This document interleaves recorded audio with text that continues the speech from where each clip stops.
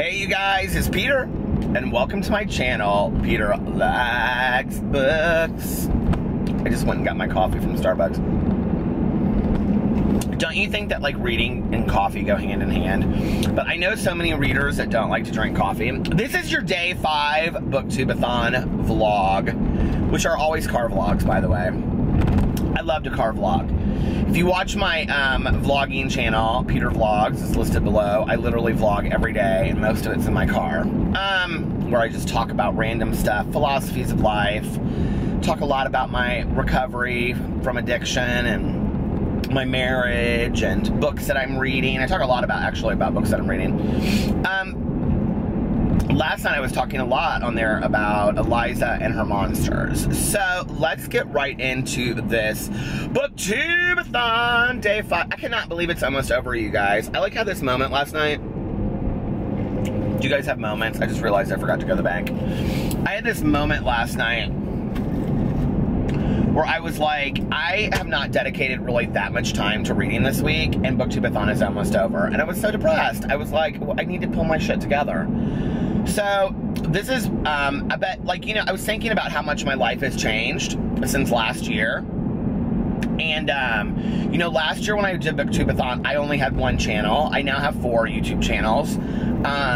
I also live stream every night, which is really cutting into the sprints. Like, last night, I live streamed until, like, 12:20, and so I only got to do, like, the last 40 minutes of the live stream. So, tonight, I am live streaming a lot earlier so that I can read and do it with the sprints afterwards. I mean, I don't really care so much if I finish all these books in 1 week, but I do want to participate like in the sprints and stuff like that. And if you guys haven't done any of the sprints on Twitter, sign up and get a Twitter today and do the sprints. They're so much fun. You feel like you're reading. I can't explain it. It's like you're sitting in a, you know, a room with like thousands of other people, and you guys are all like reading at the same time, and then they're like, go, and then you read, and then like you have to do this cute little stuff. And last night we had to come up with a haiku about the book that we were reading, and then you got to read a gift card. I never win any of those challenges, okay? Last year I was so bitter about it. I was like, I did every single one, and I didn't win anything. But my haiku last night was so good, and then they had to like guess what book you were reading. Mine was so good.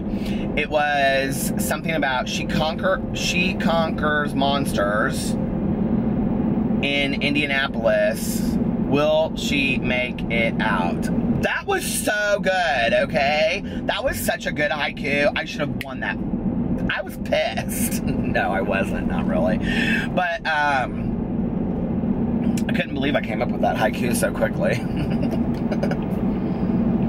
So I sat outside last night. I'm on about page 60 of Eliza and her monsters. So let's just get into this book, okay? Because the other thing is, well, let's get into this other thing first. So, I read last night like 30 more pages of Windfall by Jennifer Smith. That book I love, okay? But I'm having a lot of issues with it. And I don't know if I talked about this on my vlog yesterday. I don't think I did. Maybe I did, I don't remember. Or did I talk about it on my vlog last night? So here's the thing. You know, like when you read a book and like a character does something that's like so like nobody would ever do. Do you know what I mean? But like the whole premise of the book is based on that. Like, I don't know how to explain it, but like it almost makes them like too inhuman, like too good of a person. Like that's kind of the background story of Windfall. So like when this one thing happened in the book, I kind of at that point was kind of like, really, gal? Like, I am not down with all this anymore. But I've already invested 100 pages into a book. So I'm like, well, I want to continue to read it. I want to find out what happens, obviously, right? But I was kind of pissed about it. I was kind of like, oh, give me a break. You could have written this book so differently. And I know the reason why she's doing it and la, la, la, la, la. But anyway, now I'm just looking at the book. Does that ever happen for you? Like, let me give you an example. I came up with a great example last night in another book that just like failed miserably for me because of that. You know, like one of the reasons why I like what's her face, Julie Murphy that wrote like Dumpling so much, is that like she writes real characters. She writes the way that real characters like act in the real world. Do you know what I mean? Like, they're not always happy. They're pissed off half the time. You know, like, as body positive as somebody that's supposed to be as overweight, Dumpling's not. She's pissed about it half the time. You know, it's just like, That's what I appreciate so much about her writing. I like realist writing like that, right? I don't like this goody two-shoes bullshit that's like too good to be true that would never happen in a million years, right? And I have to actually say that's one of the reasons why I really got behind that book, Kill the Boy Band by Golden Medovsky. I actually thought, like, even though it was so hilarious, that given the circumstances, some of those girls actually would have acted the way that they did. Like, I really did believe that, you know? So anyway, Windfall, after 30 pages, I just kind of was like, give me something else for a little while. I have to get away from this, because it just was so sugary sweet. So then, I picked up Eliza and Her Monsters. Well, you guys, I'm having a real hard time getting into this book. I don't know what it is. I usually give a book 50 to 100 pages, and I used to not DNF books, but like, if I'm being honest with you, I'm on page 58. If I had not heard such phenomenal things about this book, like I'm 20% into this book, okay? If I had not heard such amazing things about this book, I'd have DNF'd it by now. I just don't think it's that hot to try. I really don't. I think it's cute, the way that she weaves the story through there. I think the drawings are subpar. I probably would not have included the drawings in the book, to be honest with you, because as a reader who doesn't know much about that, but I do know a lot about blogs that just go viral and, you know, the fan art and fandoms. I know a lot about that. So, and I'm sure most of the people reading this book know a lot about that. So the idea that these books, one drawing a week, would be viral, I really struggle. Like, I can't even hardly understand what's going on sometimes in the pictures. But I think the concept is really cute. I'm trying so hard to buy into it.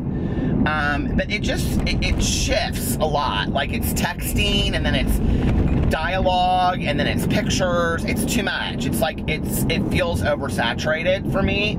It should just, I don't know. I like the idea of it. I think it's very, very cute. It takes place in Indianapolis, where I live, but there's not really anything in Indianapolis in the book. Not that I've come across yet. I mean, it could take place in Tacoma, Washington, you know? I mean, it doesn't really matter. And, I don't think Eliza is a really likable character yet. I mean, there's not really anything about her that I really am like that enamored of. I'm really reading it more for the mystery of what's going to unfold, which already I know in the back flap of the book. So this is basically just this romance that goes back and forth between these two. Like, I'm not invested in 300 pages of that written around a viral cartoon. I'm just not, like, you know? So I hope it's deeper than that. It's really interesting because a lot of people told me they really, really loved this book. And then a lot of people told me they didn't love this book, but they loved her second book, Made You Up. Now, I will tell you this. I don't know how old this girl is. Somebody said that she's 24 and that she wrote Eliza and Her Monsters before she graduated from high school. If she wrote this book before she graduated from high school, this woman has a phenomenal writing career ahead of her, because the book is phenomenally written and crafted. I will say that, okay? But in comparison to me reading 6 other amazing books right now, I mean, it's just okay. You know what I'm saying? So I'm sure I just lost about 10 subscribers because people are fickle, and then they're like, if you don't like this book, then I'm unsubscribing. But I'm going to give it to the end. You know, listen, you guys, I'm like a song. Let me tell you how it is. I'm like a song. A lot of times, like, a Lady Gaga song comes out, and I just can't get with it. I don't like it, right? Like, when that Gypsy came out, I did not like it. My #1 song I play all the time on my phone, on my iTunes, is Gypsy by Lady Gaga. 24 hours a day. I love that song. So, you know, like, I could end up being like I don't know, 2/3 through the way from this book and fall in love with it. I don't know. I'm hoping that's what happens. I like being surprised by books. I like when something just changes for me all of a sudden. Let's hopefully... Jaws was like that for me last year. I was not really into Jaws, and then like a third of the way through, something changed for me. They introduced a plot line, and then all of a sudden I was just completely like blown away, right? So, now... Six of Crows, I'm listening to on Audible. I really, really like it in a way that I never thought I would. Every time I'm coming up on the stoplight, there's always, like, ambulances and police cars and all kinds of mess. But anyway, I hope nobody's hurt. I'm loving Six of Crows, but I realized last night, like while I was listening to it, I don't know how far, I'm like so far behind on it, you guys. I still have like 12 hours left and I have 3 days to listen to it, but I'm getting ready to go home and do some yard work. And my husband was like, well, why don't you just listen to it while you're doing yard work? I was like, oh, that's a good idea. I have 12 hours and 20 minutes of it, so I can't really give unbiased or a fair opinion. Unbiased. I can't really give a fair response to it at this point.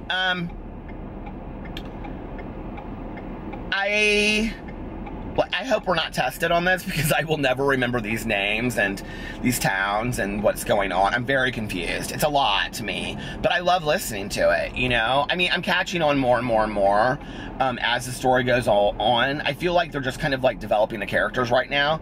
I'm at the part where Nina and Inesh and Kaz go and they're like, there's some, like, the guy that Nina knows, I sound like such an idiot, is, like, battling wolves. Y'all know what I'm talking about? Okay, that's where I'm at right now. So, but I love the way that it's written. I think it's beautifully written. But I had this realization last night, this moment, where I was like, okay, this is why you like contemporary young adult. Because or new adult, or whatever people call it these days. I can't get behind all of these labels. It's confusing to me. But, because, like, I like reality, you know, like this is where people that love to escape into other worlds, I get very confused, okay? Like, don't ever, I swear, if I ever like wake up one day and I drop into some other world, like I'm fucked, because I will never be able to, I'll be like walking down the street and I'll be like, what's your name? Gaga Banoosh? Okay, Gaga Banoosh, can you take me to, oh, it's not Detroit, can you take me to Cheyenne City, New City, to, I mean, I'm so lost by the names and stuff like that, and, I mean, really, isn't it kind of London?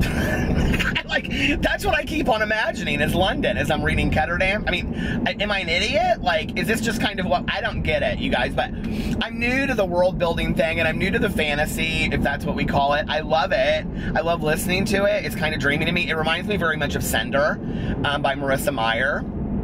So, I loved Cinder. I don't know, you know. Call me in a year, this is probably all I'll read, you know, like my reading tastes change all the time. And then Highly Illogical Behavior, I read one more chapter. It's just okay for me. It's not John Corey Whaley's best work. I think Noggin is his best work, followed up by Sometimes They Come Back. But I heard a lot of people really liked it. And then the other Couple Next Door and Ember in the Ashes, I have not started those two yet. And I finished Monster Call. So I finished at least one book on this. And I'm going to force myself to finish Six of Crows. So that'll be 2. And then Eliza and Her Monsters and Windfall, I'll finish those. So I'll at least finish 4 books. Out of 7. I mean, that's not too bad, right? We'll see. So anyway, I mean, last year I don't think I finished. I think I finished 1 maybe, or 2. I don't know. I read such short books last year, though. That was what I did stupid this year. Are you guys having so much fun on Booktube-A-Thon? I'm praying that Eliza and Her Monsters gets better for me. I really want to get behind this and love this book. I really, really do. Like, I just think the whole concept is so beautiful that I want to be able to walk away from it and go, I love this book. So, fingers crossed that will be my experience. And, yeah. I am live streaming tonight from 7:30 to 10:30. I'm having a big, giant pajama party. Bring your fountain pops, wear your pajamas, and come and have some fun. And I'm going to be guesting people and all kinds of stuff. So if you've never been in my live stream before, they're really fun. No, they are not exclusively about books. We talk about all kinds of stuff on there. So I'm going to be guesting people and doing some kind of funny stuff and just chatting and having conversations, and I'm real excited. It'll be a lot of fun. So I love you guys, and I will see you tomorrow. Bye.